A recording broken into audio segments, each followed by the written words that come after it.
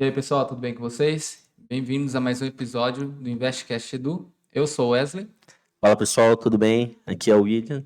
E hoje não tem jogo da seleção. Não tem jogo.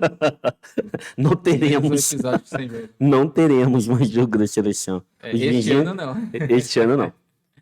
Na Copa do Mundo já era. Um dia depois, né, da fatídica derrota aí do Brasil para grandiosíssima Croácia, time de tradição aí. Cara, eu fiquei muito puto. Cara, pior que eu lembro da Croácia em 98. Aquele uniforme lindo, maravilhoso, né? E desde então eu sempre gostei da Croácia por causa do uniforme, né? Lembro. Xadrez da toalha de mesa da avó. Mas muito bom perder pra eles, não. Cara, eu lembro dessa Croácia aí também. Eu achava o uniforme. Pra mim é o uniforme de seleções em Copas o mais da hora. O que eu acho mais legal é isso aí. Fiquei bem. Tava aqui ontem, exatamente nesta TV aqui, assistindo. A gente tava aqui no escritório trabalhando pra variar e vendo o jogo. Mas, cara, pra mim era a forma como o Brasil poderia ser eliminado. Nos pênaltis. Nos pênaltis e na retranqueira. Tipo, pegar uma seleção mais fraca, que ia ficar numa retranca ferrada, não ia pra cima, um jogo covarde, mas é assim que é o futebol, cara. É o jogo deles. É o jogo deles, entendeu? Que aí, do lado de cá, né, a gente fica atacado. Eu tava conversando com um amigo meu, a gente fica bravo porque perdemos pra Croácia. Mas do lado de lá, a estratégia funcionou. Desde o começo, era visível que os caras não iam ir pra cima, que estavam ali segurando. Cara, era horrível aquele jogo da Croácia. Mas é assim, que time pequeno ganha de time grande, cara. E aí fica importante, né? Importante lição de você ter sempre uma estratégia em qualquer coisa da sua vida, né? Fazendo estratégia, seguindo ela, boa. chega nos objetivos. Olha né? só, hein? Esse aí foi uma pegadinha comercial já. Trazendo aqui pro nosso meio, né? Tá certo. Então, Sem ser lá no InvestCast Edu, né? Os outros braços nossos aí. quem mexe com dinheiro aí, tenta brincar aí com investimento, né? Então, se não tiver uma estratégia muito bem elaborada e não fugir dela, senão... Já com uma estratégia muito bem elaborada e seguindo, vai ter. Sim. Se for de renda variável, vai ter oscilação no meio do caminho, não existe como, vai ter vol. Tem isso aí, é uma receita muito boa para chegar no mesmo resultado que a seleção brasileira chegou ontem. Choro. Que maldade, né, cara? Faz parte, né? Faz parte. Vamos lá, tem que divertir, tem que brincar, passar raiva e depois se diverte, brinca e volta pro dia a dia. Volta ao normal. E hoje o assunto será mercado futuro. Que não é um termo, né? Que as pessoas conhecem tanto. Né? Isso é verdade. Talvez quem já tem um pouco mais de experiência aí em renda variável, alguma coisa assim, né? Lida com corretora ou tem algum consultor, algo do tipo, né? Já deve ter ouvido falar e até já deve operar nessa parte, né? Mas para quem é iniciante, acho que é um passo além, né? Na hora de investir ali, você vai subir na escadinha até chegar ali no mercado futuro, né? E esse mercado futuro, o que seria exatamente, William? Eu acho que assim, antes disso, antes de responder essa questão, fazer um comunicado aqui. O que a gente vai fazer? É muito mais simples essa nossa abordagem hoje, porque ela tá sendo uma preparação para um outro podcast. Lembra aquele do espanhol que eu falei para você, que eu consegui? Que ele vai vir aqui, é um convidado nosso, que formado em economia também, opera muito, faz muita arbitragem no mercado futuro. Vou falar um pouco disso de forma bem rápida, mas vai ser meio que um pontapé inicial de forma bem básica para dar uma ideia mais introdutória sobre o tema, para depois, quando o nosso convidado vier, eu tô querendo falar, eu já venho falando com ele para ver se a gente faz alguma coisa ali. A gente chegou a pensar semana que vem, mas semana que vem tem a live, então vai complicar. Aí depois na outra semana já entra a partir de semana de Natal, puta Ano Novo. A gente vai ter conteúdo, né? Só que fica mais difícil para trazer um convidado nessas datas. Então o legal vai ser ali, provavelmente para a segunda semana de janeiro a gente traga essa pessoa. Então hoje é mais uma parte introdutória. E lá com ele a gente vai falar de modelos de operações na parte de contrato futuro. Isso. Entendeu? Que é muito utilizado em contrato futuro, mas também no mercado à vista. Contrato futuro é o que, pessoal? É quando você está... É uma forma de operação, certo? Que você faz dentro da B3, onde o nome já diz tudo. Você está negociando hoje algo que vai ser finalizado, certo? Lá no futuro. Então, muito utilizado no setor de commodities, muito utilizado pelo pessoal da agricultura, e hoje muito bem estabelecido dentro do nosso mercado. E você tem ali algumas formas de operação através do contrato futuro, tá? Que pode ser por hedge, pode ser, que nem eu falei, por arbitragem, pode ser até por mais um ponto de especulação. Nós utilizamos a partir de contrato futuro lá na Altis Finance, certo? Um outro braço aqui, o nosso de educação, mas falando da parte da empresa nossa que mexe com consultoria de investimento. Lá na Altis Finance utilizam, né, essa parte de mercado futuro para redear carteiras de ações. Tá bom? Acho que basicamente é isso. É uma forma que você opera hoje, certo? Mas vai ser finalizada essa sua operação lá na frente, mas você já tem um preço pré-negociado. E o mercado futuro, você negocia commodities, você negocia índice, você negocia moeda, certo? Dólar, libra, euro. Você negocia também agora, mais recente, alguns ativos da Bolsa Brasileira têm ali a opção de contrato futuro daquele ativo para você negociar também, que é onde dá para fazer bastante arbitragem, entendeu? Então, William, você comentou de hedge. Voltar. Então, William.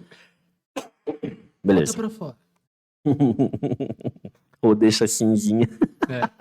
Mas ficou da hora aquilo lá que você faz de deixar preto e branco.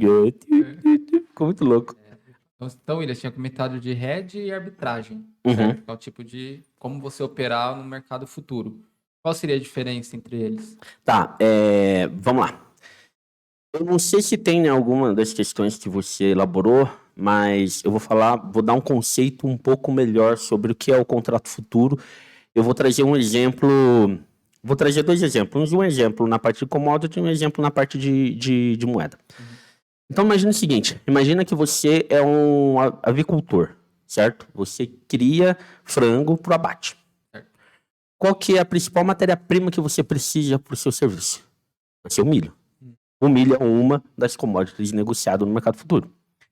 E aí você sabe que você vai gastar, sei lá, 50 toneladas de milho.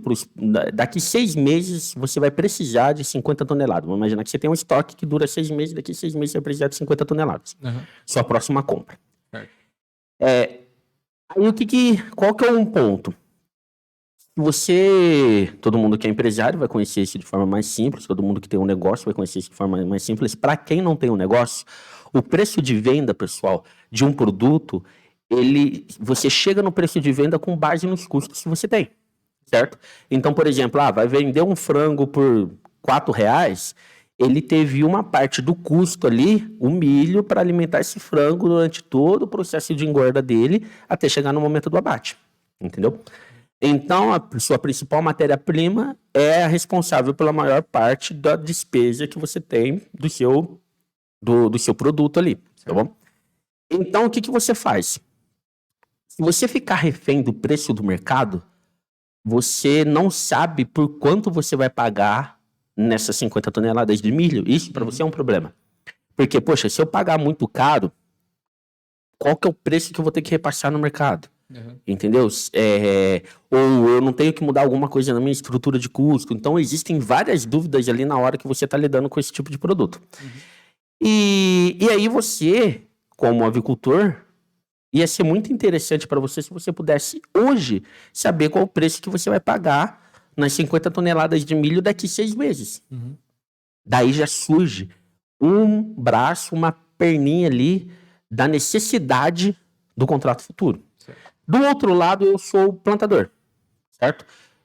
Tô lá trabalhando, eu sou a pessoa que tem as terras, a qual eu tô plantando milho e eu vendo milho para você e para outros avicultores. E aí, só que o meu milho só fica pronto daqui 6 meses.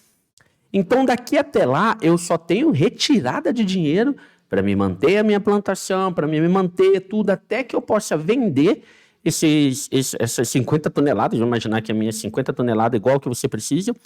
Só que o que acontece se eu chegar lá na frente e por qualquer motivo o preço do mercado estiver abaixo do que eu gastei durante esses 6 meses? Eu vou quebrar. Meu negócio vai quebrar. Eu gastei um tanto de dinheiro durante 6 meses para vender o meu produto achando que ia vender ele por um preço, eu vendi ele por um preço muito inferior. Quebrei. É assim. Aí surge a outra ponta, a outra perna da necessidade de um contrato de intermediação ali no meio do caminho. Isso é o contrato futuro. Então, eu, como produtor, você como avicultor, sentamos e conversamos e falamos o seguinte: Wesley, eu garanto para você que eu vou vender essas 50 toneladas a, sei lá, R$10. Exemplo. Aí, por que eu falo R$10? Porque eu sei que o custo que eu vou ter vai ser de 2 para isso, 1 para aquilo, 50 centavos para aquilo, não sei o quê. Sei que meu custo total é 7. Falo, pô, quero ter 3 de lucro. Então, eu preciso vender por 10. Aí você vai fazer o seguinte, pô, se eu comprar por 10, aí eu vou colocar, eu tô pagando 10 nisso, não sei o quê, aí eu consigo vender o meu frango lá por R$3,80. Tá bom para mim? Pô, tá bom. Então, a gente negocia hoje, certo? Que daqui 6 meses... eu vou te entregar essas 50 toneladas de milho e você vai me pagar esses R$10. É bom para você porque você já tem acordado qual que é o preço que você vai pagar lá na frente. Você não precisa, ao contrário do que é opções, se a gente pode vir falar de opção lá na frente, você não precisa me dar um sinal para que eu segure isso para você, entendeu? E para mim é muito vantajoso porque eu já sei qual que vai ser o preço de venda do meu produto. Quem vende já sabe o que vai receber e quem compra já sabe quanto vai pagar. É isso aí. E aí a gente tem a bolsa por trás disso que ela serve como a garantia desse negócio. Por que a gente negocia isso na bolsa de valores? Porque vai que tem uma chuva ferrada lá na minha plantação e eu perco toda essa plantação. O que acontece com você? Você estaria lascado. Aí a bolsa entra como garantia. Aí ela se movimenta. Isso, pessoal, em físico mesmo. Físico. Existe lá o galpão, o lugar onde os caras trocam, pegam o dinheiro e pegam o milho. E o legal é que isso é muito específico. É um tipo de milho, a qual vai ter uma gramatura, aquele milho, é tudo certinho, entendeu? É tudo bonitinho, muito técnico, entendeu? Não pode, por exemplo, uma saca de milho tem 50 quilos e a outra saca tem 70. Ou uma tem 200 e a outra tem 110. Ou seja, tudo desbalanceado. Não é tudo igualzinho, a qualidade é a mesma.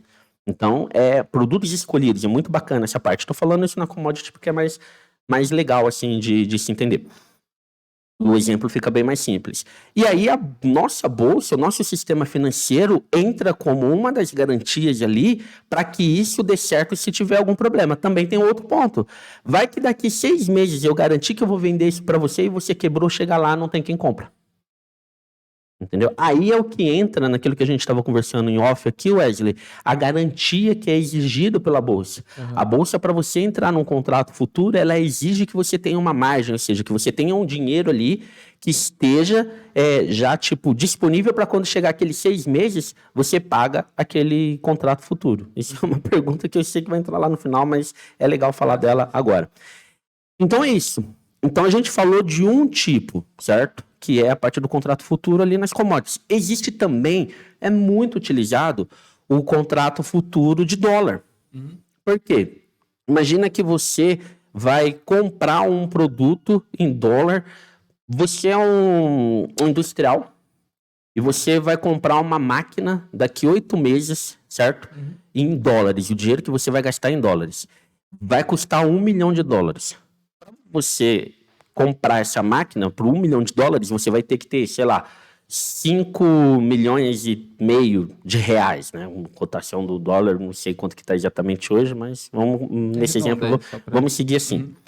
Só que aí o que acontece se o dólar, ao invés de 5,50, vai para 6? Cara, é $500 mil nessa brincadeira. Você está entendendo? Então, o que você faz como comprador aqui? Você você cria, você utiliza esse contrato futuro. Poxa, eu estou já comprando um contrato futuro de dólar agora, porque lá daqui 6 meses, com o preço estabelecido, eu vou utilizá-lo, entendeu? Esse valor que eu quero, essa quantidade de dólar para me comprar aquele maquinário. Se teve qualquer oscilação ali no preço, para mais ou para cima, vai ser indiferente para você. Já tem a garantia que você paga aquele valor Aquele valor estabelecido lá atrás, previamente. Isso é o que as empresas fazem. Entendeu? As empresas fazem muito disso, utilizam muito disso em empresas que trabalham com fluxo externo, entendeu? Eu trabalho ali, preciso comprar dólar, preciso vender dólar, preciso comprar dólar, entendeu? Vendo o meu produto em dólar, vou receber. O que acontece? Você vende o seu produto lá fora em dólar, hoje o dólar está 5,50, você vai ganhar o quê? Vendi um produto de 100 dólares, entendeu? Você ganhou quanto? R$550. R$550 dá certinho para você pagar os seus custos, tudo bonitinho e ter lucro. Só que aí o que acontece? Se o dólar, ao invés de subir, ele cai para R$3. Aí, ao invés de você receber os seus 550, você recebeu 300. 300 é o seu custo. Então, existem as duas pontas. Você trabalha com o contrato futuro justamente para não correr esse tipo de risco. Então, em termos de commodity, em termos de valor de moeda, as empresas lidam muito com isso e óbvio que aí os investidores podem aproveitar disso para poder tanto criar proteção para a carteira ou, agora sim eu vou responder a sua pergunta. Agora sim, meia hora depois, rodou, mas a gente chega lá. Que entra naqueles dois modelos de operação, tanto na parte de hedge quanto na parte de arbitragem. O hedge é o seguinte, aí a gente vamos trabalhar ali com... Imagina que você tem investimento, certo? Você tem lá R$100 mil que você está investindo 50 mil na Google, 50 mil no Facebook, na Bolsa Nasdaq lá fora. Aí você, só que o que acontece? Se o preço das duas ações sobe, você tem lucro. Só que, se tiver uma variação aqui entre o real e o dólar, positiva para o lado do dólar e negativa para o lado do real, por exemplo, você ganhou 20% lá, e aqui o dólar valorizou em cima do real 25%. Você não ganhou nada, cara. Devendo ainda. Tá devendo. Entendeu? Esse é o problema. Esse é um dos principais problemas de você fazer operação fora do Brasil. O risco do câmbio. Só que aí você pode chegar lá e falar, não, vou entrar numa parte, vou gastar um pouco mais e vou fazer aqui uma operação mais estruturada, a qual eu consiga utilizar ali o contrato futuro de dólar a meu favor.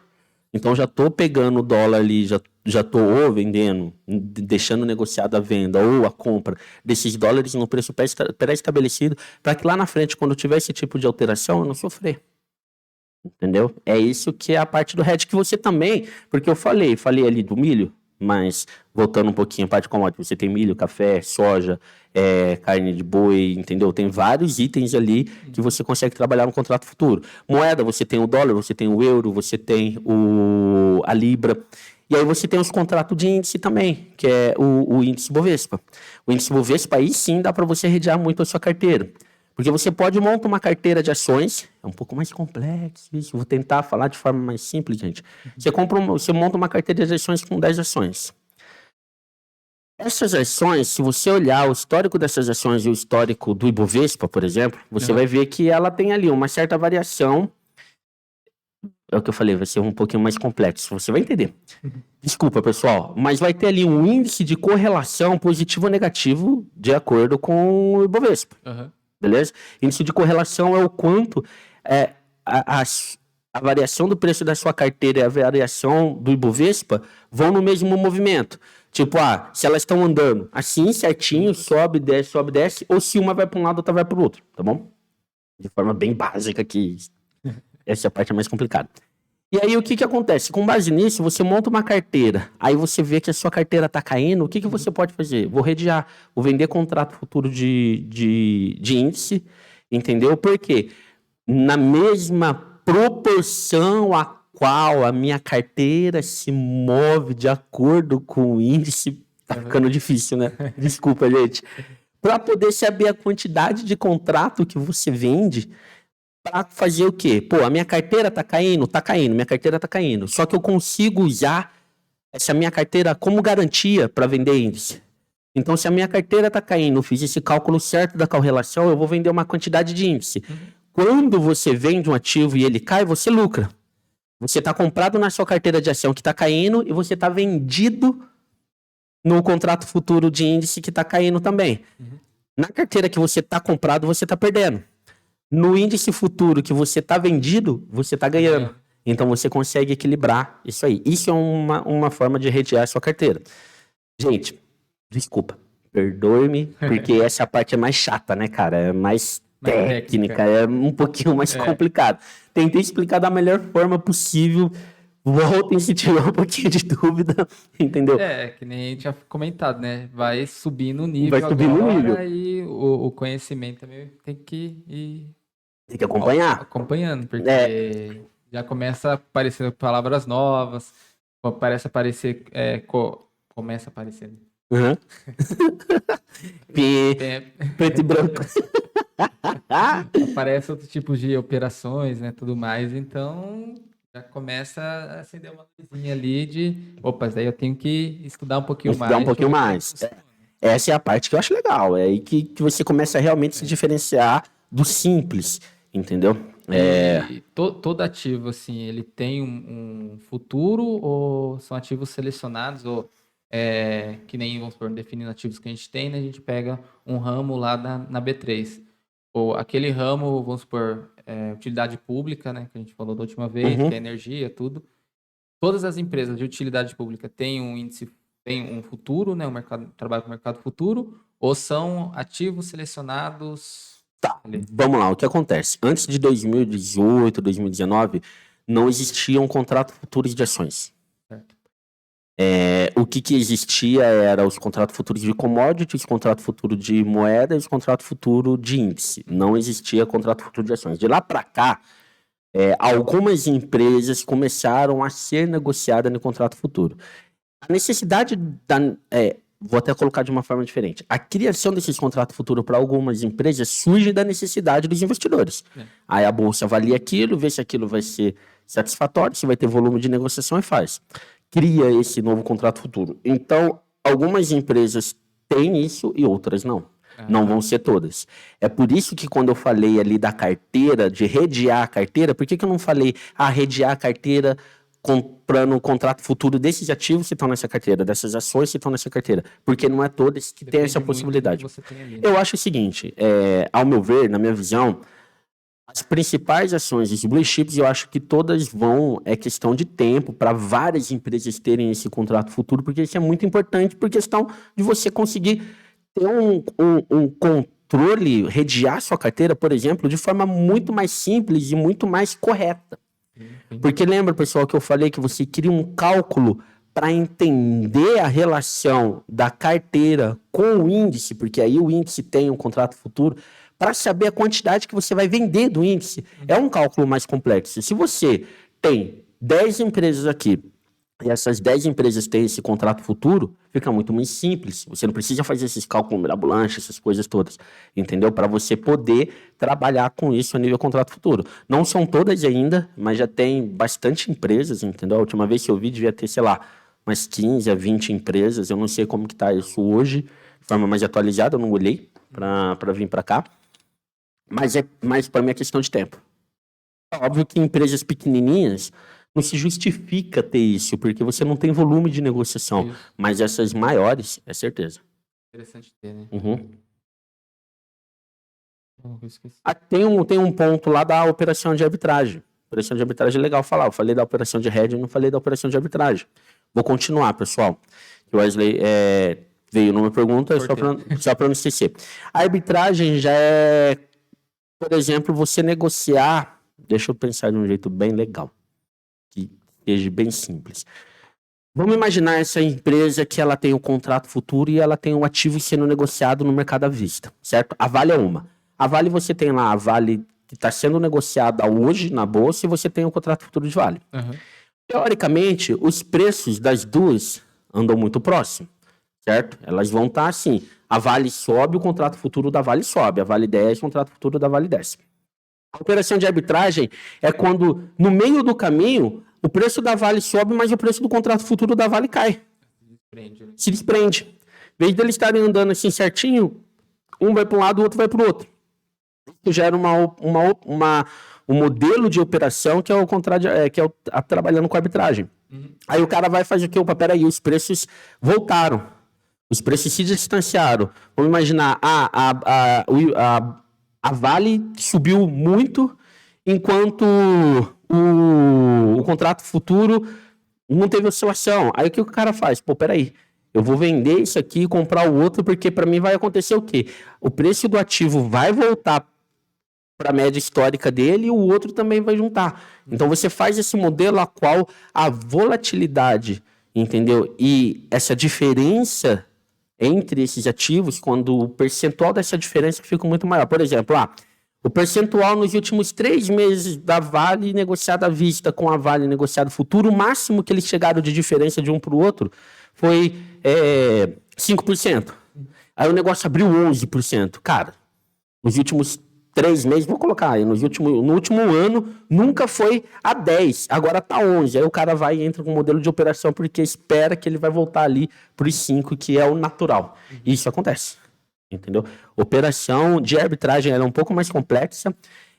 O volume dela, você não tem um volume de receita muito grande, não dá umas variações enormes aí, que vai, poxa, a variação, ganhei 50%, não é bem menor. Só que ela acontece ali de forma constante, direto vai acontecer, você pode aproveitar isso. E o espanhol, que a gente vai ter, eu gosto muito de chamar ele de espanhol, que a gente vai trazer ele para cá, para participar com a gente, esse é um modelo de operação a qual o cara é expert, entendeu? Conhece muito disso de forma bem, vai ser um podcast top, cara, mas um podcast... Tecnês, entendeu? um podcast diferenciado, porque é muito difícil você ver os caras falando disso, entendeu? Sim. Não é uma coisa tão simples assim, pessoal. E quem conhece, cara, é uma máxima. Quem conhece, esconde. Não fala. Ponto, gente. Ponto. Quem conhece algumas coisas assim, esconde, entendeu? E mercado futuro, né? Eu consigo trabalhar tanto a longo prazo quanto com day trade, né?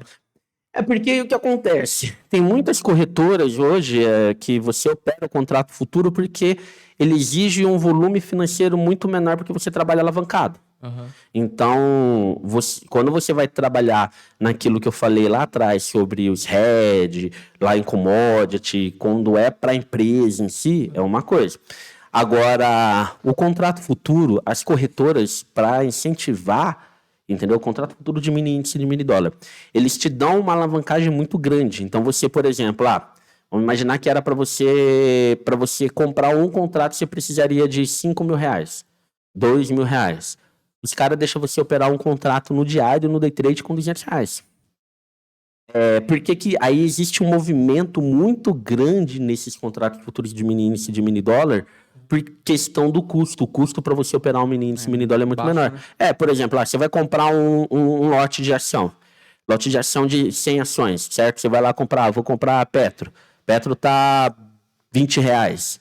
Cara, R$20 cada ação, você precisa de R$2.000 para você operar. Aí você vai numa corretora para operar mini índice, R$2.000 te dá a condição de você operar 10 índices a mais de R$200. Então, aí já é mais pro lado de especulação, certo? Tá trabalhando ali no trade, tá ali através da análise gráfica, fazendo uma operação onde o volume financeiro que você precisa é menor porque você trabalha muito alavancado, entendeu? As corretoras fazem muito isso. Toda corretora tem ali para você operar no day trade, te dá alavancagem enorme para você operar e girar ali, entendeu? Tem operação com robô também? Muito. Acho que a maior parte dos robôs no mercado tá aí. Tá em contrato futuro. Mini índice, mini dólar, justamente por questão do custo. Operando day trade no mini índice, mini dólar, porque tem um custo muito baixo, porque a margem exigida, é o que eu falei, você vai comprar 20 ações, você precisa, a sua margem exigida é o quê? Preciso de R$2.000 para comprar 100 ações da Petrobras a R$20 cada uma. Agora, você pode ir lá e operar um contratinho futuro por R$200, por R$100. Tem corretora que acho que deve oferecer até mais barato, cara. Entendeu? Por isso que tem um movimento muito forte e por isso que o nego opera muito com robô. Entendeu? Tem muito. A gente fez um podcast falando sobre robôs no mercado financeiro, né? Galera, voltem aí Tá no Spotify, não tá no YouTube, né? Tá só no Spotify. Tá só no Spotify, porque na época a gente ainda não tava nos vídeos. Uhum. E a gente falou muito sobre essa parte de robô. A gente vai trazer uma pessoa expert nisso para falar sobre um baita de um cara muito parceiro, muito sangue bom. Pra vir trocar uma ideia com a gente nessa parte de robô também, aí a gente grava um vídeo. Cara, o ano que vem vai ser legal. Pelo menos um por mês aí vai ter pelo menos um podcast tem que ser um diferenciadão. Com mais um convidado aí. Ó, a gente já tem acertado um cara para falar sobre operação de arbitragem em contrato futuro, um cara para falar sobre robô e um cara para falar sobre Bitcoin, mas no nível... Não o nosso nível, que é o que a gente tá fazendo aqui, que é o básico, entendeu? Nível mais ferrado. Do Bitcoin eu tô muito curioso, porque eu não entendo muito, né, cara? Não é muito nosso meio. Essa praia. A gente teve que estudar um pouco para falar sobre o podcast de Bitcoin, que não é muito nossa praia, entendeu? É legal, pessoal, acompanha aí. É isso aí. Em comparação com os outros ativos que a gente tem, porque nem a Vale, tem a Vale, né, comum, vamos falar assim. E a Vale do mercado à vista e a Vale futuro. Ele tem diferenciação além do nome dela ou a parte assim de operação? O processo de eu ir lá comprar essas coisas? Mesma coisa. Você vai lá na corretora, qual você está habilitado, só que o contrato futuro ele exige que você tenha uma margem, um valor, certo? Em conta, beleza? Porque ele vai corrigindo esse valor todo dia. Todo dia ele vai corrigindo esse valor, que é a margem de garantia que você precisa ter. Então, por exemplo, você comprou lá uma Vale ali a R$20, aí agora o preço do contrato futuro caiu para 19, entendeu? Depois subiu para 21, você precisa ter mais um para compensar aquilo ali. Caiu para 17, então é mais ou menos assim. Mas o modelo operacional é a mesma coisa. Você vai lá no home broker, você vai lá na sua corretora, digita o código específico daquele ativo, entendeu? E aí vai estar lá o código bonitinho para você poder fazer aquela compra entrar naquela operação de contrato futuro, entendeu? E aí tem prazos de vencimentos diferentes, certo? Por exemplo, o mini índice e o mini dólar, eles renovam o contrato futuro a cada 2 meses. Entendeu? Aí quer dizer o que? Quando chegar lá no final de 2 meses, você tem a opção de sair, né? Exercer aquilo ali, sair fora, ou você renova ele para um novo contrato, entendeu? Esse contrato, dependendo do ano, do período, tem que ficar esse período. Não, você pode sair ele a qualquer hora. O que acontece geralmente se você pega, por exemplo, um contrato futuro que vai vencer daqui 6 meses. Aí existe um ponto, você não tem muita gente negociando ali, certo? Principalmente contrato futuro, mini índice, mini dólar. Você pegou aí 3 vencimentos para frente, cara, não tem ninguém lá. E você tem que achar um cara que esteja disposto a comprar aquele seu ativo, que só vai começar a ser negociado daqui 6 meses, entendeu? É mais ou menos assim. Então, esse é um ponto que o pessoal tem que tomar muito cuidado. É que hoje eu acho que os sistemas não deixam mais. Mas antigamente os sistemas era falho de você na hora. O que muda um contrato por um outro? Por exemplo, o mini índice e o mini dólar é uma letra. Você coloca uma letra, ele é o contrato do vencimento que está rolando. Que é, poxa, daqui 2 meses gera esse contrato aqui, chega no período de vencimento. Você erra uma letra, coloca ele, daqui 6 meses você compra, porque vai ter alguém sempre querendo vender, só que depois que você sair dessa operação, cara, é um perereco. Acredito que hoje os sistemas já não deixam você, a hora que você coloca uma letra que não é do contrato corrente, ele já te deu um aviso, olha, esse aqui não é o contrato que está rolando atualmente. É isso aí mesmo que você quer? Porque eu já vi erro operacional nesse sentido, cara. Pra te dar um alerta ali para não acontecer cagada. Acontece demais, entendeu? Mas é simples, vai lá, coloca o código do ativo, entendeu? Vê se está tendo ali, se está dentro do vencimento, vai ter negociação simples. Compra como se fosse uma ação, a mesma coisa. E a parte de garantia, né, que tinha comentado, funciona que nem o FGC, né, da renda fixa. Assim. O que acontece? Você tem ali duas ideias, né? Você tem, sempre a bolsa que vai fazer essa garantia, certo? Ela, principalmente na parte de commodities, esses contratos assim. E para você negociar o contrato futuro, você já tem que deixar o dinheiro disponível lá. Talvez não todo o dinheiro. Para cada contrato, para cada ativo, para cada operação que você for fazer, existe ali uma margem exigida, uma margem, um percentual daquilo que você precisa ter lá no final. Porque, basicamente, é o seguinte. Voltando naquele exemplo lá do avicultor e do agricultor. Como que eu garanto que eu, como sou, no nosso exemplo, eu sou o cara que faz a plantação, que mexe com milho e vou vender para você, que é o que trabalha com frango. Qual que é a garantia que daqui 6 meses você vai ter o dinheiro para me pagar? E se você não me pagar, eu tô lascado. Certo? Aí você já deixa depositada essa garantia. Entendeu? Você já deixa esse valor, ou uma parte desse valor depositado, a qual a bolsa fica em cima de você, fica te cobrando, fica ali no seu pé, para servir como garantia para que eu possa receber daqueles 6 meses, entendeu? Então já é exigido. Um calção, né? É, como se fosse. Cara, é um calção, entendeu? É basicamente isso. Já fica ali um valor como garantia que não vai ser utilizado, certo? Não vai vir para minha mão nada, só tá ali como garantia, entendeu? Para você.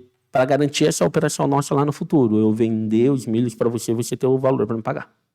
Vou trazer um pouco, né, falando o que é mercado futuro, de alguém já ter ouvido falar, né, criar alguma dúvida, alguma coisa. Então, é o pontapé inicial, até para a gente poder falar, né, que próximo convidado, tudo, mais focado nisso. E é isso aí. E você viu só, né, um negócio mega simples que a gente está fazendo aqui, tentando ir da forma mais tranquila possível. Já deu 40 minutos, bem dizer, de conteúdo ainda. E uma parte ali que vai ter gente que vai ficar voltando para poder entender. Isso é o que mais acontece no nosso mercado financeiro, cara. É a falta de formação. E acho que esse é o nosso objetivo número 1 aqui no InvestCast, Edu. E não é só levar a informação. Olha, existe o contrato futuro que você pode arrediar. Além de levar a informação onde você vai encontrar em tudo que é canto, também levar um pouco de informação, explicar e tentar explicar numa linguagem mais simples possível. Entendeu? É óbvio que tem alguns momentos que falou, gente, que não dá, não. Não dá, entendeu? Mas dentro das possibilidades, da forma mais simples possível para que todos possam entender. Cara, porque é para todo mundo, o mercado futuro vai ser para todas as pessoas? Não vai. Não é. Primeiro, o pessoal de renda fixa é muito mais tranquilo, não vai lidar com isso. O pessoal que trabalha com carteiras, já vindo a parte de ação, dependendo, você nem precisa fazer isso. Aí o cara tem lá 10% do patrimônio dele em ação. Cara, para que você vai mexer contrato futuro? Você já tem lá a proteção para o restante da sua carteira. Então tem algumas pessoas, um público enorme que não vai ter essa necessidade, que o mercado futuro não vai estar no dia a dia. Mas tem gente que isso é muito necessário. Entendeu? Que vai estar ali acompanhando. Também, essa nossa conversa não vai ser pro trader. Não é o cara que está ali operando contra... o cara que está operando contrato futuro, mini índice, mini dólar na veia ali, pauleira. Esse cara talvez esteja ouvindo a gente porque gosta da gente, porque, os caras falam de um jeito mais legal, mas esse cara dá aula do que a gente tá falando. Tá vivenciando isso todo dia, entendeu? Então, mas é legal levar isso pro público saber que existe, entendeu? E aquela velha história, isso traz mais credibilidade pro mercado como um todo. Pô, cara, tem isso. É aquilo que você... É legal falar isso. Esse exemplo, Wesley, quando você veio pro mercado financeiro, tipo, quantas vezes você já falou pra mim, cara, eu fico absurdo. Porque quando a gente começou aqui, pessoal, eu vou falar, pra aguentar. O Wesley é um cara que fala, mas não vai ter tanto tema pra gente falar. Eu falei, irmão... Espera, tem tema demais, entendeu? Tem muita coisa pra gente falar. E o Wesley já foi um cara que chegou e falou pra mim, cara, quando você entra aqui, você vê o tanto de coisa que existe no mercado financeiro, o negócio é maluco, entendeu? É muita coisa, muita coisa. É legal, né? Pô, bastante. É isso aí, pessoal. Muito obrigado. Obrigado mais um episódio. Siga as redes sociais aí. Boa. Deixa eu curtir, compartilha com o pessoal, por favor. Tanto o link do Spotify quanto do YouTube vai ajudar bastante. Ô, gente, dá força pra nós aí. Quem tá acompanhando.